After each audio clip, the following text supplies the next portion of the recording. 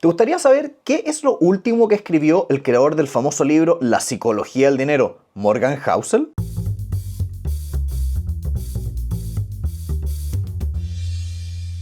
Hola a todos, bienvenidos a Elemental, el espacio donde nosotros vemos libros de no ficción para enseñarte a ti cuáles son las mejores técnicas que puedes aplicar en tu día a día. Mi nombre es Pedro y estoy acá con Santiago. Hola, hola. Y el libro de esta semana es Same as Ever. Siempre lo mismo. O lo mismo de siempre. O lo mismo sí. de siempre. De Morgan Housel. Como ustedes saben, Morgan Housel se hizo famoso a nivel mundial porque escribió un libro que se llamaba La psicología del dinero, que creo que es uno de los grandes bestsellers de los últimos años. Sí.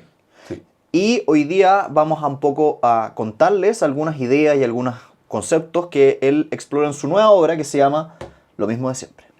Que la premisa de su nuevo libro tiene que ver con esta idea de que todos estamos obsesionados con saber qué va a pasar mañana, pasado mañana, cómo va a ser el futuro, qué va a cambiar, pero nunca le ponemos énfasis a lo que no va a cambiar, que sería la apuesta más segura de, oye, si es que sé lo que no va a cambiar, ¿no es una buena idea poner los huevos en esa canasta? Como que a mí me gustó mucho la anécdota con la cual parte el libro de Jeff Bezos, el fundador de Amazon, diciéndole a un periodista como, estás muy equivocado, lo que la gente nunca me pregunta no es la última innovación de Amazon o qué vamos a hacer en el siguiente trimestre para subir las utilidades, no.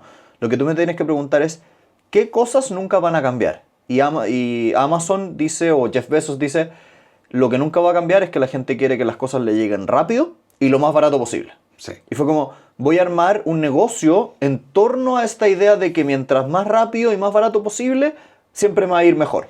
Sí, que tiene que ver mucho con esta idea de que los negocios tienen la famosa propuesta de valor. Ya, yo entrego esto. Esto es lo que hace que la gente diga, ¿sabes qué? Tu producto me gusta y estoy dispuesto a pagar el precio que me pides.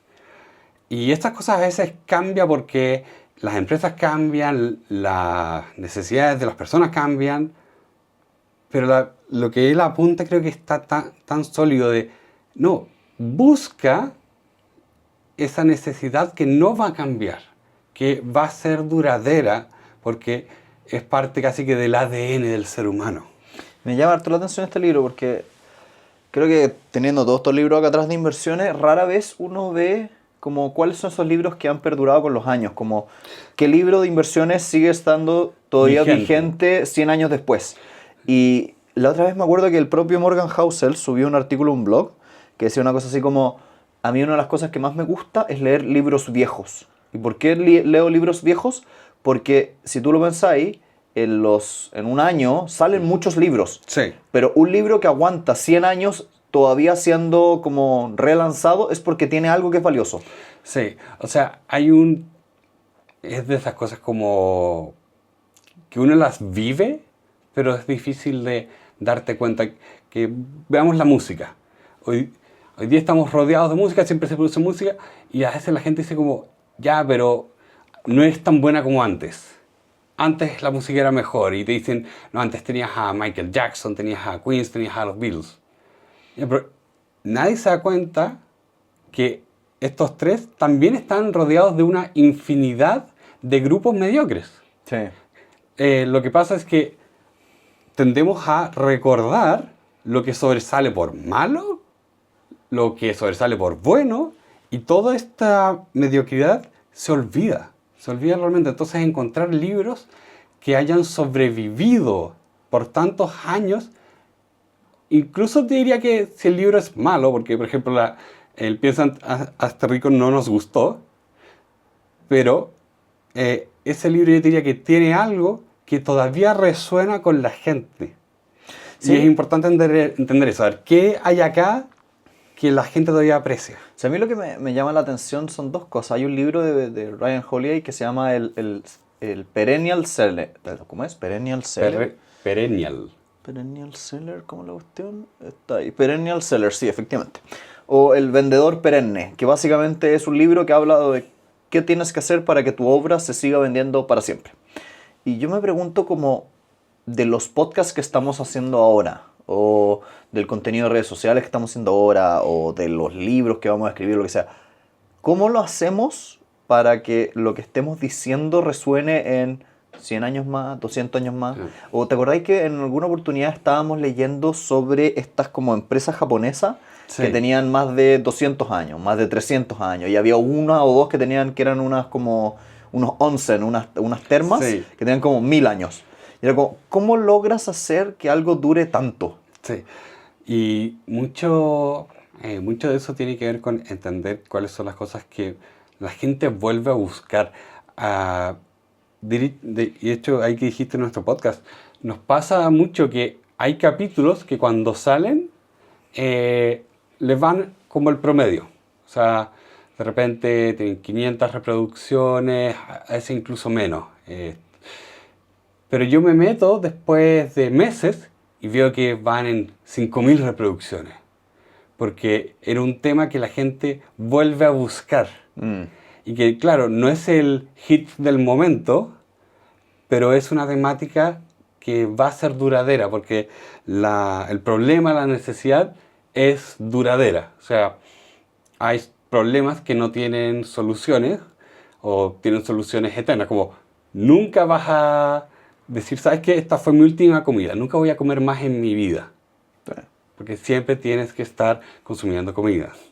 Ahora, ahí el tema está en cómo creamos, como creadores de contenido perenne. Porque también ahí hay un juego bien curioso que yo me he dado cuenta en los creadores de contenido, sobre todo los creadores de contenido financiero, que tienen como el vicio de querer estar constantemente subidos a la última noticia y por lo tanto tienen que hacer puro contenido que es muy contingente, que tiene Sí. mucho que ver con lo que salió esa semana en las noticias.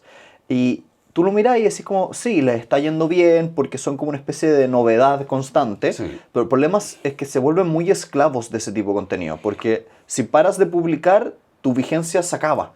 Y nosotros, tú y yo, y lo que yo hago en las redes sociales y todo, busco un poco ir por otro lado, busca ir por el lado de quiero hacer un video que en 10 años más siga vigente y que todavía lo puedan seguir viendo por toda la gente. Sí, es que siento ahí que pasa un poco donde, y bueno, lo mencioné en el libro cuando habla de los incentivos, de que, oye, tienes que entender muy bien el ambiente al que estás entrando, cuáles son los incentivos, porque te va a pasar que, como tú dices, la persona que quiere hacer un canal de YouTube sobre finanzas, si quiere vivir como en el ambiente de YouTube, está obligado a estar subiendo contenido constantemente. Pero no existe realmente como una necesidad de conocimiento financiero que vaya a ese ritmo de consumo. No, pero es que yo creo que estáis confundiendo dos cosas. Una cosa es la frecuencia y otra cosa es el tipo del contenido. Es que creo que Porque en YouTube es que la tú puedes frecuencia- estar subiendo mucha frecuencia de contenido perenne. Es que creo que por lo menos en finanzas, y yo lo generalizaría un poco más, creo que mucha frecuencia eventualmente significa que vas a estar sacrificando contenido perenne. No sé si el pozo tiene tanta agua como para hacer tantos videos, tanto que tú digas como esto siempre se va a ver. Yo creo que sí. Yo creo que No. el mundo es suficientemente No, grande no, como para que se pueda. el mundo sí, pero cuando te metes a un tema específico, Pero piensa en las inversiones. ¿Tú crees que se pueden crear, no sé, 300 videos de inversiones? Yo creo que sí. 500 también. 1000 también. Y pero una- eventualmente llegas a un punto donde Sí, te pero- empiezas a repetir. O sea, si te pasas de los 1000 videos, efectivamente algo vaya a estar repitiendo. Sí, y esto algo lo digo porque también lo veo en muchos influencers de finanzas, donde de repente son videos que digo, esto ya lo dijiste, esto lo repetiste, o esto no agrega nada. Pero es contenido para el algoritmo. Lo entiendo, pero ahí tal vez es el bonito desafío de romper eso. Sí, sí, no digo que no digo que no se pueda, y de hecho hay canales que lo que hacen es que simplemente tienen una frecuencia que apunta para el otro extremo. Es, mira, no te subo frecuentemente, pero te voy a subir un video de 1 hora. Sí. Y la gente, es eso que justo lo estaba escuchando en un podcast que nos gusta harto de Cortex, que hablaban del fenómeno de irse a los extremos, donde tienes contenido de muy rápido consumo, fácil de hacer, o muy difícil de hacer, de largo consumo, muchas horas, y la gente se va como a esos extremos. Sí, que el algoritmo hoy está privilegiando ese tipo. Sí, lo vi, es bueno ese capítulo. Es bueno ese capítulo. Me dejó harto pensando como qué tipo de contenido difícil, entre comillas, puedes crear. Y tal vez lo que hacemos en este podcast es, entre comillas, difícil. Porque si tú lo pensáis, ¿cuántos videos de YouTube o podcast tienen? No sé, este podcast que ustedes están escuchando, chiquillos, tiene 220 páginas de investigación. Sí. Entonces, ¿cuántos videos de 200 páginas de investigación hay? Pocos. Poco. Entonces, se hace difícil hacer esto y es por eso que yo creo que nos sigue pasando que, no sé, tenemos videos ¿cómo se llama el de negociación? Never Split the Difference. Never Split the Difference, que llega todos los meses y nos muestra que todavía lo siguen consumiendo y lo subimos hace años. Sí. Entonces, tal vez un poco lo que tú decías es cierto, como qué cosa nunca va a cambiar es que la gente igual va a ser capaz de identificar el contenido de valor eventualmente. Efectivamente, lo malo de las finanzas, como decís tú, es que tiene mucho de cambio.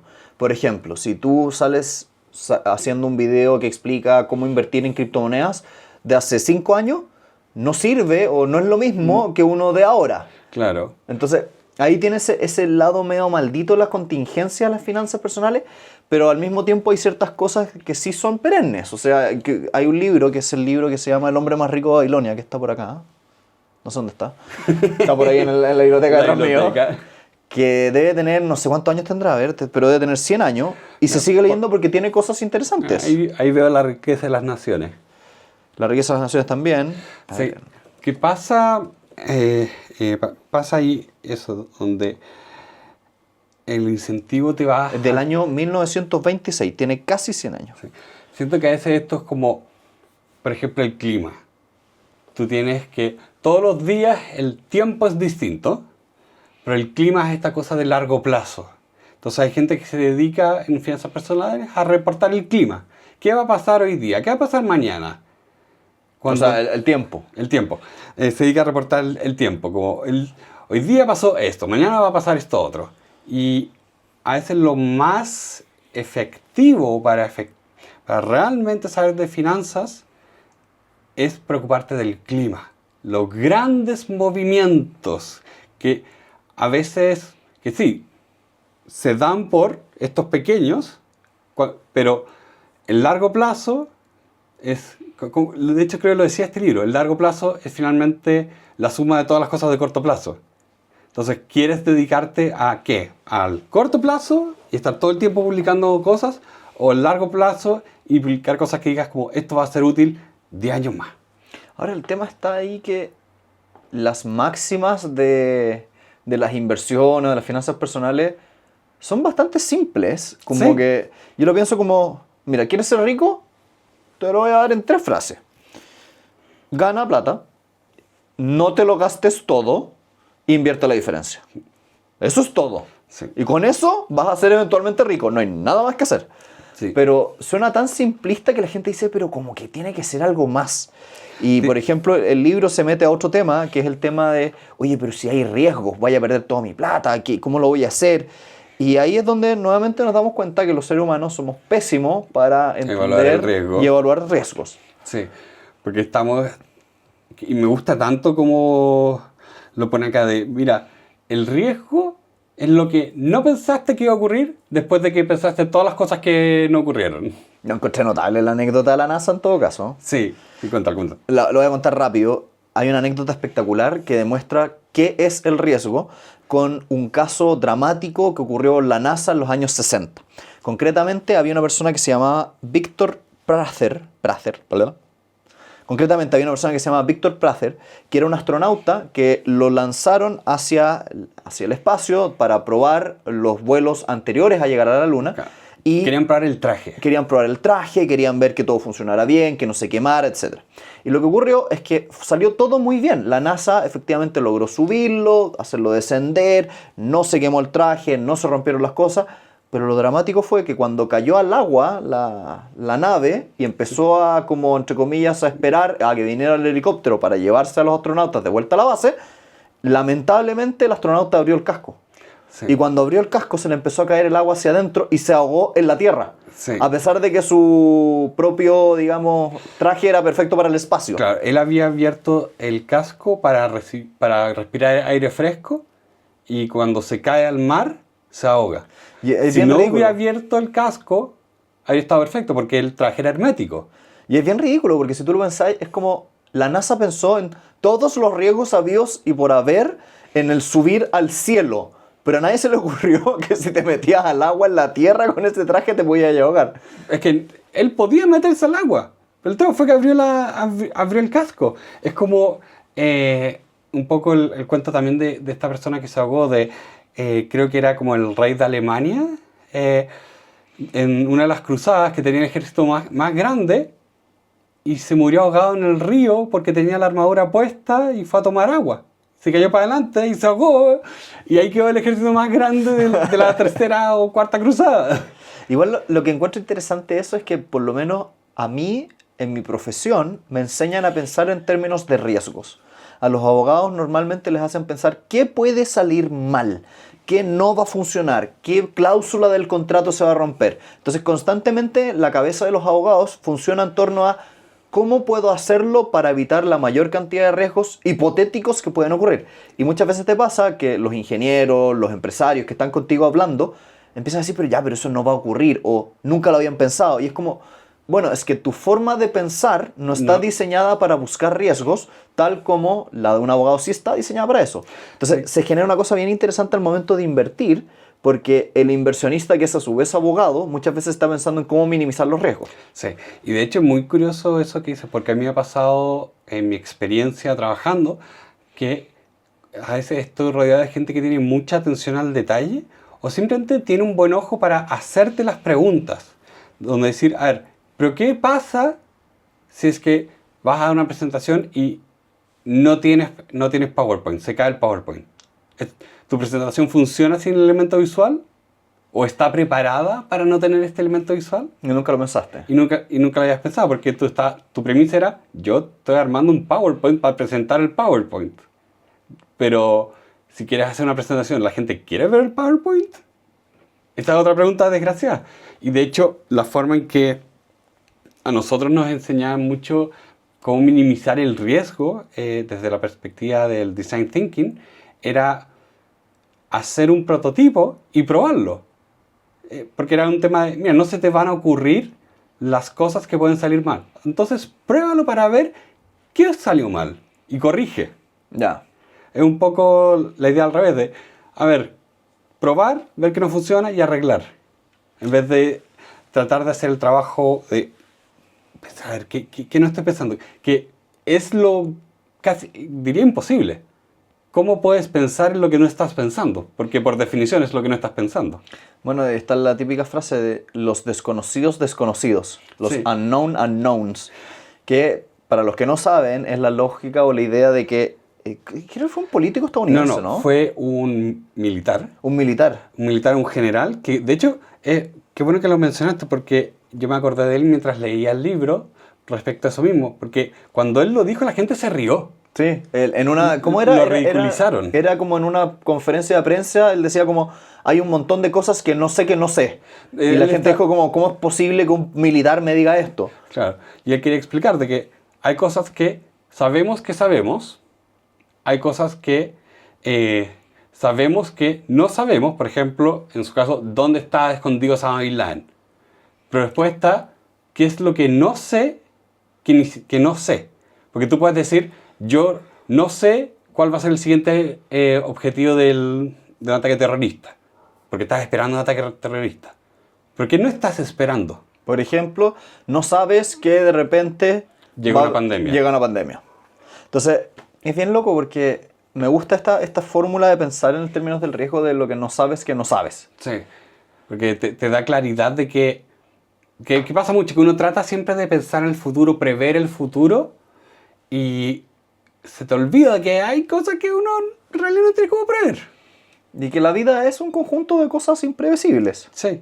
De hecho, lo dice mucho más adelante en el libro, pero también como que se junta con la idea de que él decía como, hay un montón de cosas que ocurren una vez en 1.000.000, que son realmente milagros.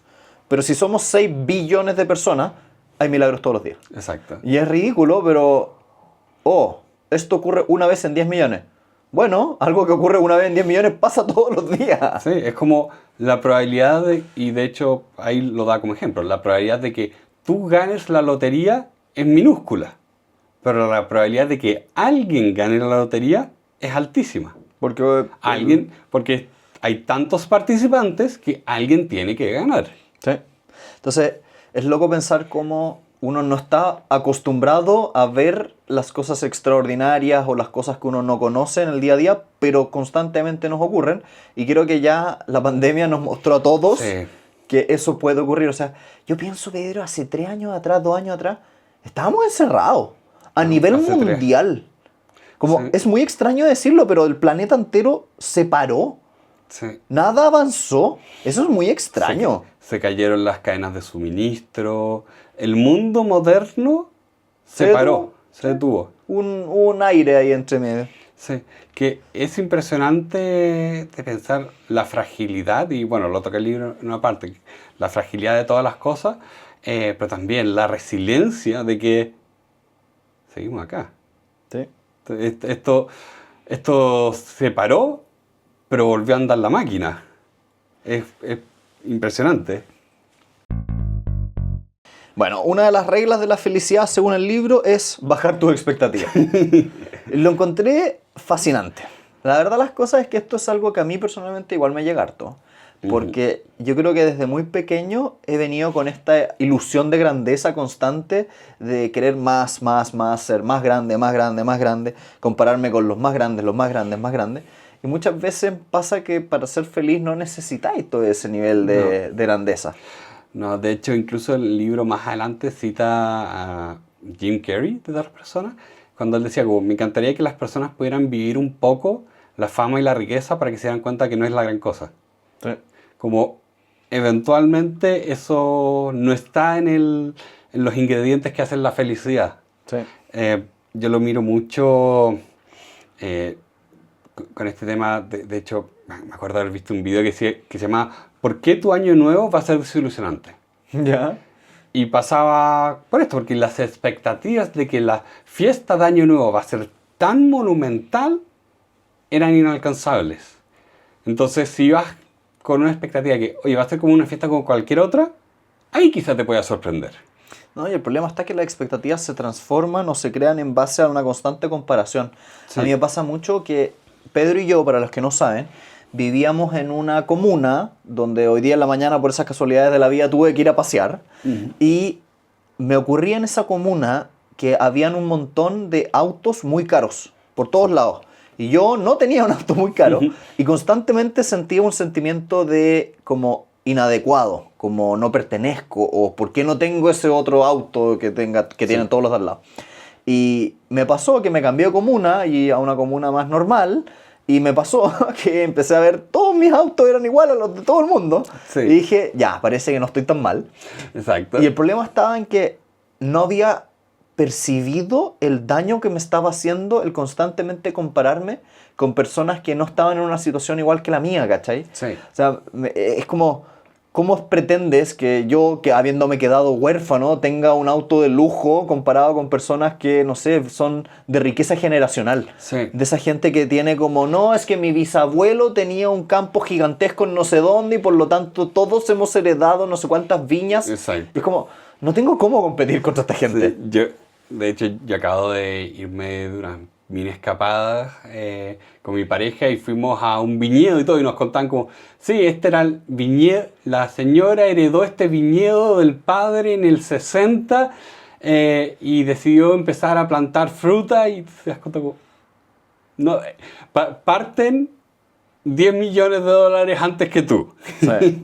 Y no hay nada que hacer contra eso. Nada que hacer contra eso y por eso de hecho encontré interesante. Perdona, y eso que estamos acá en Chile. Sí. Si tú te fijas ahí, acá en Chile somos una provincia miniatura y al fin Sí. del mundo, digamos. Sí, que es curioso porque esa comparación constante que hacemos, o sea, la hacemos, es inevitable. Y hay que empezar a un poco meterse en la cabeza ciertas cosas.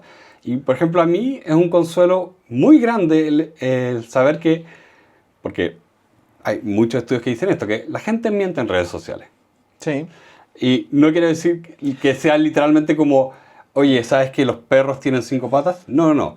La gente crea la mejor versión de sus vidas para redes sociales. Y la gente tal vez la también. palabra no es mentir, es que omiten las partes malas. Omiten las partes malas. Omiten, o sea, no es que, por ejemplo, si es que nosotros no subimos un video un día, es que ese día estamos con depresión, pero si yo desafiaría a las personas que no han escuchado durante los últimos 7 años a identificar los episodios que grabamos donde yo estaba con depresión. No es algo que se muestra. Entonces, internalizar eso te ayuda a pensar de que, no, la gente en realidad no es tan feliz como te muestran las redes sociales. Yo diría que una de las cosas de las cuales me siento más orgulloso de mi desarrollo de los últimos 5 años tal vez, es que, y tú me conocías hace más de 5, pero antes, tú lo has visto, me pasaba mucho que yo estaba constantemente esperando tener X, Y, Z en términos financieros. Sí. Era típico que yo quería el $1.000.000 en tal fecha, quería tal auto, etc. Y llegó un punto, hace como unos 4 o 5 años atrás, donde hice un pequeño switch y empecé a decir, ya, pero ¿cuánto es suficiente? Como, no necesito más que esto. Y me di cuenta que para mí, personalmente, una cierta cantidad de gadgets, como el iPad, el computador, Sí. el reloj, el celular, era Son una de las cosas importantes. que quería. Quería un auto más rico, pero no quería un Lamborghini. Entonces, llegué a ese punto y dije, ya sé que ya no necesito más.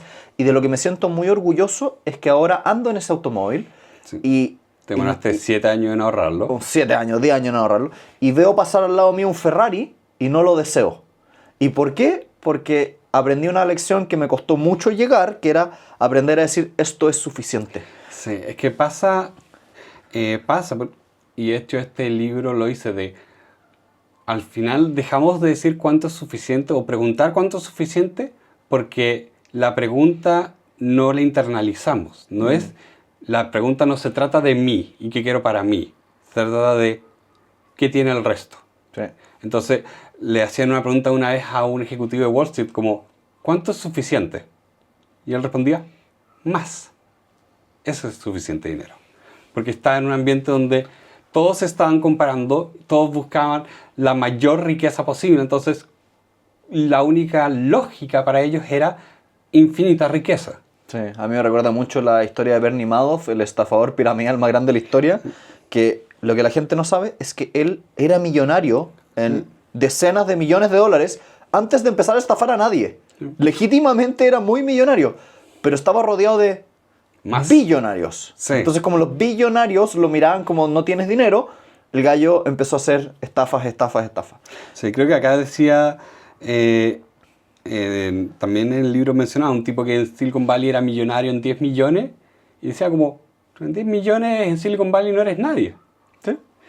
Y creo que hay que aprender a vivir con eso, porque hoy en día, por lo menos mi impresión es que con las redes sociales, aparte de que la gente solo muestra su mejor forma, el mundo está a tus ojos. O sea, hoy en día yo puedo ver el estilo de vida de gente billonaria. Sí. Cantidades de plata que son ingastables en la vida de un ser humano. Y si me comparo con esas personas, voy a ser más miserable.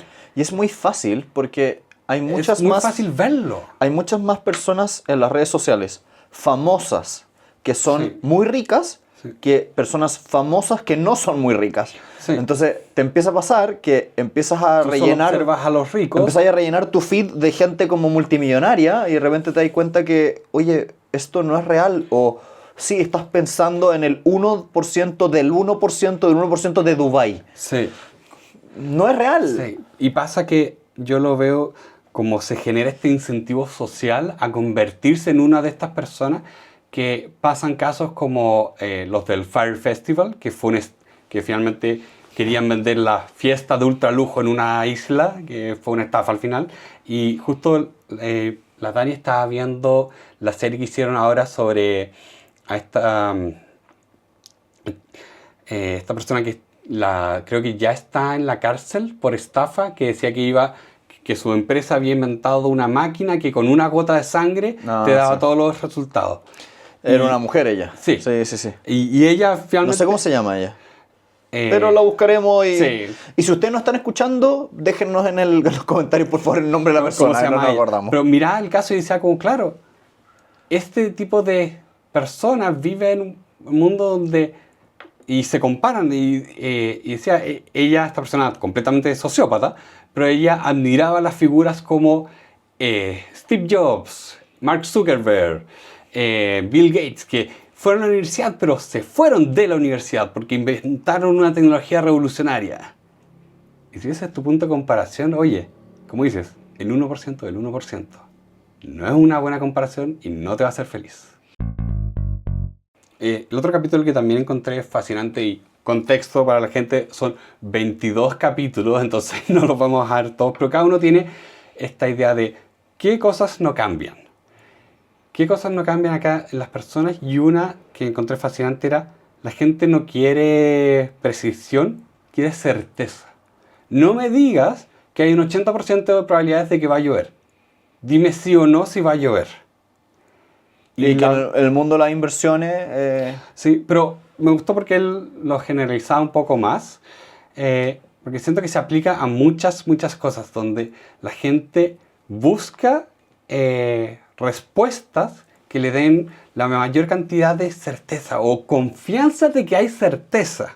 Como, yo lo interpreté de una forma como la gente en las inversiones busca la varita mágica.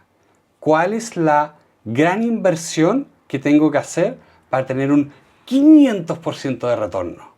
Que ahí es curioso, porque es como personalidad, porque el grueso de la gente, si te dice como, si le das dos opciones, opción 1, tienes un 50% de probabilidades de hacerte rico o empobrecerte 100%. O, opción 2, tienes un 100% de probabilidades de volverte medianamente rico.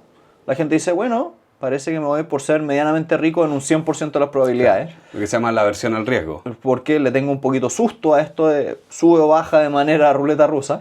Pero al mismo tiempo hay otras personalidades, dentro de las cuales me encuentro lamentablemente, que tendemos un poco a decir como me arriesgo.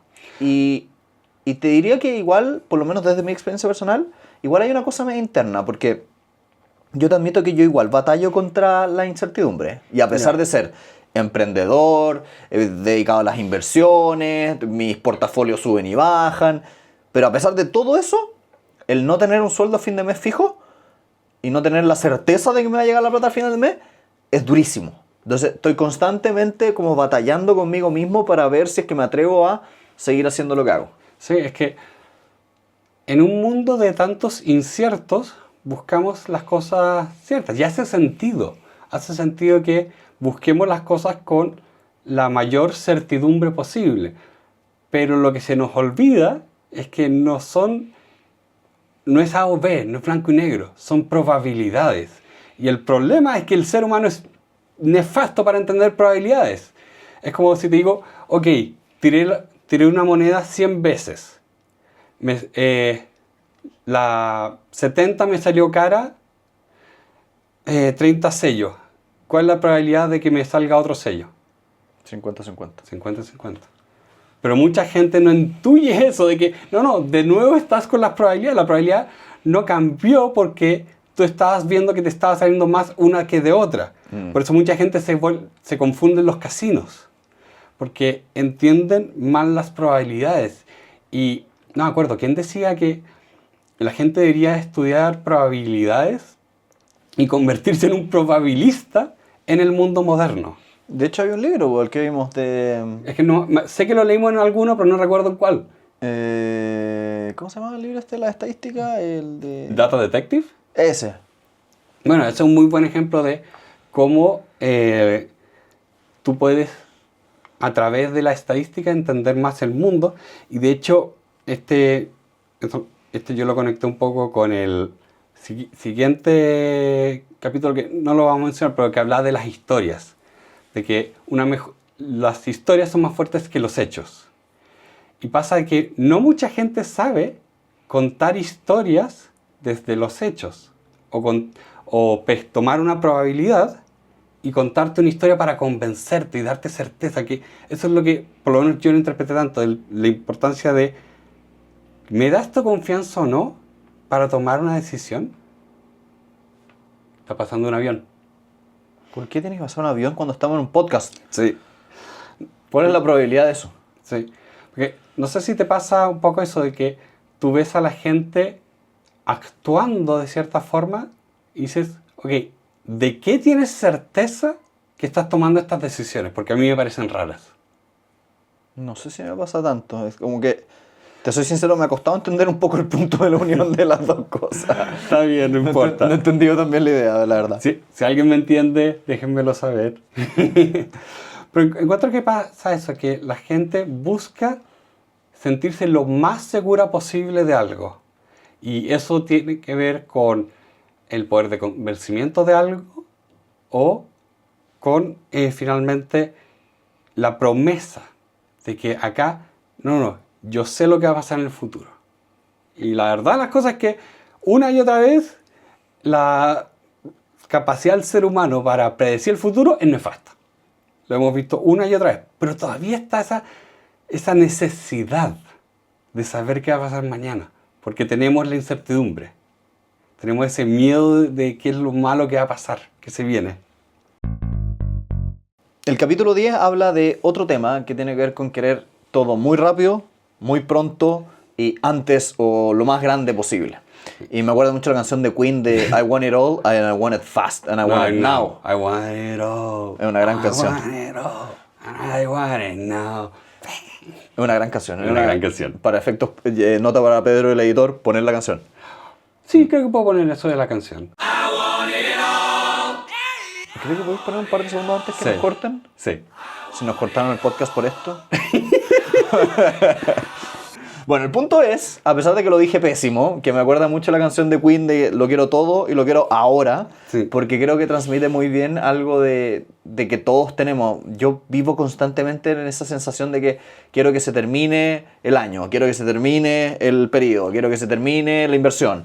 Sí. Y me cuesta muchas veces vivir el camino. Quiero el resultado porque el trabajo para llegar al resultado es tedioso o es esperar. Es un poco como... Y acá Warren Buffett tiene una cita que encuentro muy divertida, porque todos entendemos que una persona pintando una pared se va a demorar una cantidad de tiempo, pero si tienes 9 personas pintando la pared, es 9 veces más rápido en teoría.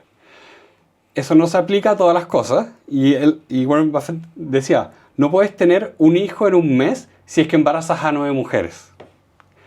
Hay cosas que simplemente toman tiempo y tú tienes que aprender eso. Aprender que el tratar de acelerar las cosas es lo que las rompe. Es porque hay muchas estrategias de inversión que fracasan porque quieren todo al tiro ahora. Yo creo que una de las cosas que poca gente entiende es que la riqueza muchas veces es solamente sentarse a esperar. Un gráfico fascinante es un gráfico que muestra cuándo Warren Buffett se hizo multimillonario. Sí. Y tú miras su edad y hasta como los 60, 65, sí, era muy rico, pero no eran los hombres más ricos del mundo. Pero cuando pasa como los 60, 65 años, su poder de inversiones de interés compuesto empieza a crecer tan rápido que se vuelve los hombres más ricos del mundo. Sí. Entonces si la gente te pregunta ¿por qué Warren Buffett es muy rico? Bueno, muy sencillo, es porque lleva mucho tiempo haciéndolo y tiene 90 y tantos años. Sí, el caballero es viejo. Y pasa eso de la misma forma que decíamos que la gente no entiende probabilidades, el interés compuesto es difícil de entender. Es muy difícil de entender las cosas que son exponenciales. O sea, piensa en esto, si yo durante una semana les doy, digamos, $1, al día 2 les doy $2, día 3, $3, eso es lineal. Pero si en esta semana en vez hago esto, donde digo, el día 1 te voy a dar $1, día 2, $2, día 3, 4, 8, 16.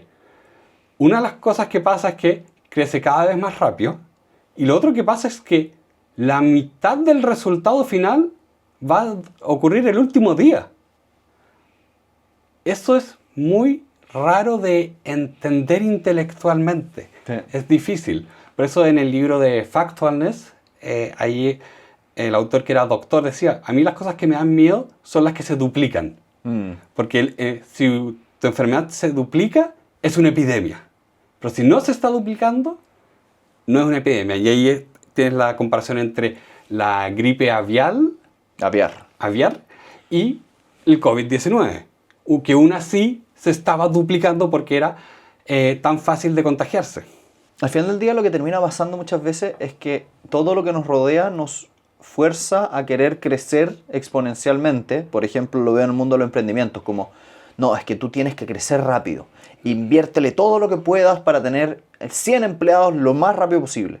Y uno piensa, pero no, ojo, no todas las cosas que crecen rápido llegan lejos. Sí. Y muchas veces el crecimiento inorgánico es lo que mata a las empresas. Sí. Porque, por ejemplo, crecieron en mucha más gente la que podían realmente emplear para hacer cosas y los terminan teniendo sentados, pagándole un sueldo, gastando plata, y al final del día se les acaba todo el dinero que habían juntado inicialmente y quiebran. Y uno dice, pero ¿cómo es posible que una empresa que hace un año atrás tenía 0 empleados, hoy tiene 1000, al día siguiente quiebre, si iba creciendo tan rápido? Bueno, es que no creció orgánicamente. Exacto. A la misma velocidad que los clientes. Y muchas empresas quiebran porque crecen inorgánicamente. Sí.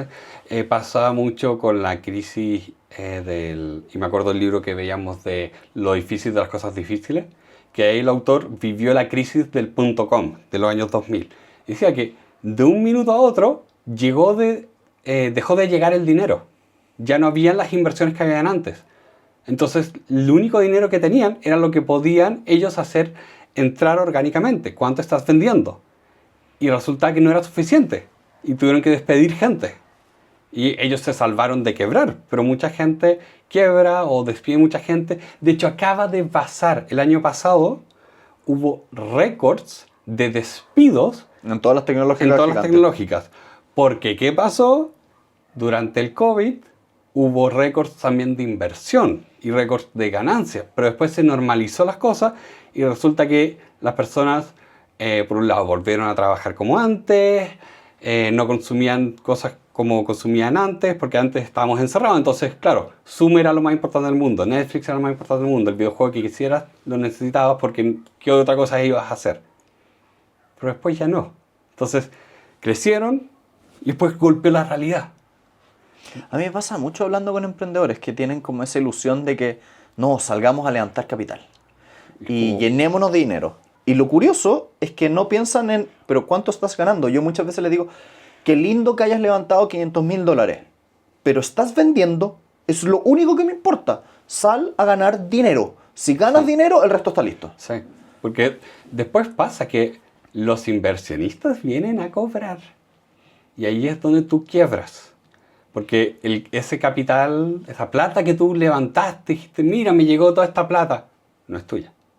O sea, es tuya, sí, es tuya, pero no te siguen inyectando más. No, es Y que como no te siguen inyectando más, mueres. también pasó que le pasó a Telltale, que es una empresa de videojuegos que habían levantado capital y habían tenido grandes éxitos. O sea, ellos hicieron el juego de The Walking Dead, que se ganó todos los premios, vendió millones de copias. Dijeron, ya, encontramos la fórmula, la hicimos. Y a los 3-4 años quebró, de un día para otro.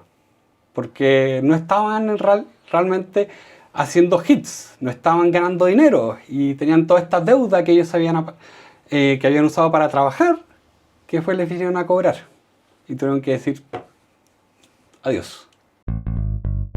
Como último de todos los capítulos, Sí. habiendo dicho que nos saltamos muchísimos, porque son 22 y hemos visto 4 o 5, 5, creo. ¿ya?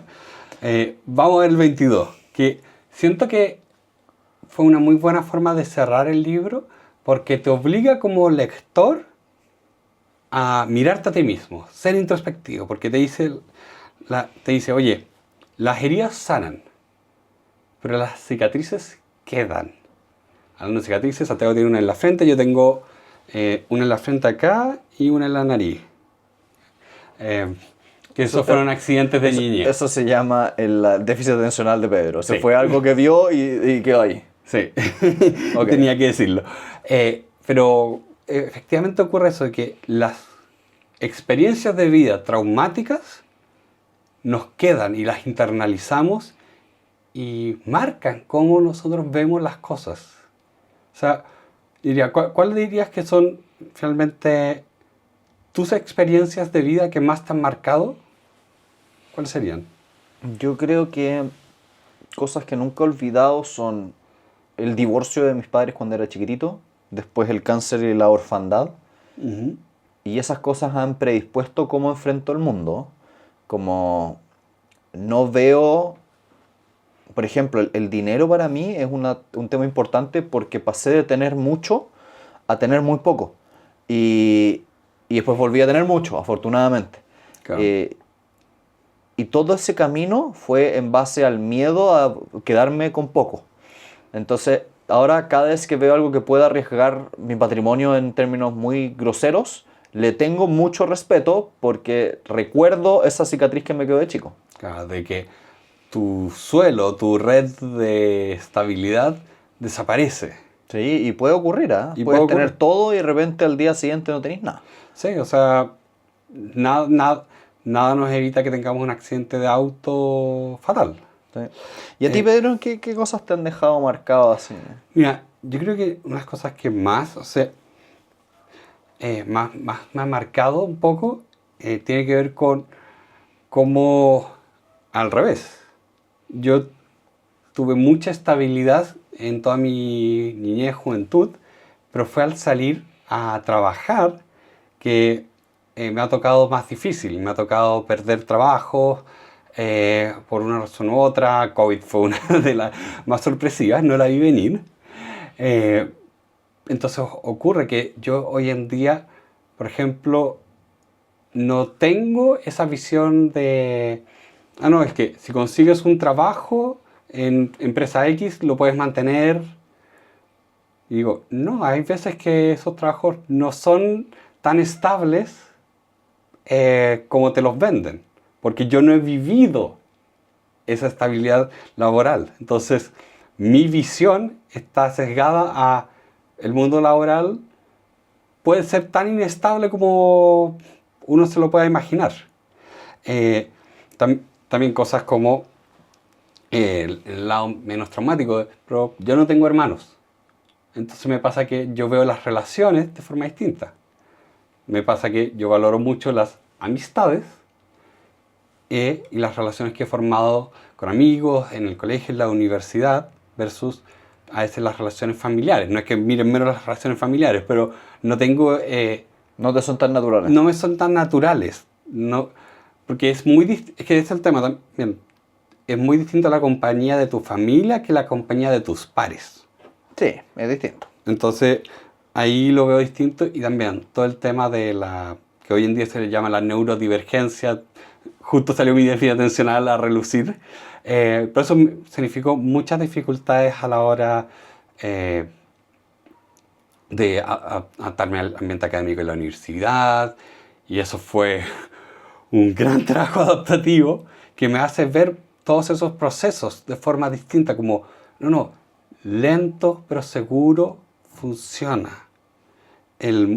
Toda la idea de que muchas cosas pequeñas van sumando y te van haciendo llegar adelante, porque el éxito nunca llovió realmente. Siempre fue un esfuerzo constante. Entonces esas son las cosas que yo miro como donde viene de repente mi pesimismo, pero también mi optimismo. De que las Cacha que- cosas van a ser mejor o peor. Cacha que yo tengo una vivencia totalmente inversa a la tuya, ¿eh? Donde tuve una infancia muy inestable, una juventud muy inestable, sin un techo claro, sin que nadie me protegiera. Y cuando salí a valérmelas por mí mismo, mi súper esfuerzo, curtido Sí. por el mal rato, digamos, me empezó a dar muy buenos resultados y muchos éxitos. Entonces mi vida ha sido totalmente al revés, donde vine de mucha inestabilidad a tener mucha estabilidad, y tú venís desde mucha estabilidad a tener mucha inestabilidad. Sí, o sea, yo no creo que sea coincidencia de que durante la universidad a mí me salvó cuando nos pusimos a estudiar juntos. Porque Santiago estudió Derecho, yo estudié Ingeniería Comercial, pero nos juntábamos a estudiar. Y eso a mí me ayudó a hacer el trabajo pequeño de todos los días que no estaba haciendo. Bien. Bien. Bueno, pero antes de continuar, queremos pedirles un favor. Si han llegado hasta este punto, les pedimos que nos dejen un emoji para demostrarnos que han llegado hasta este punto. ¿Qué emoji les vamos a pedir, Pedro?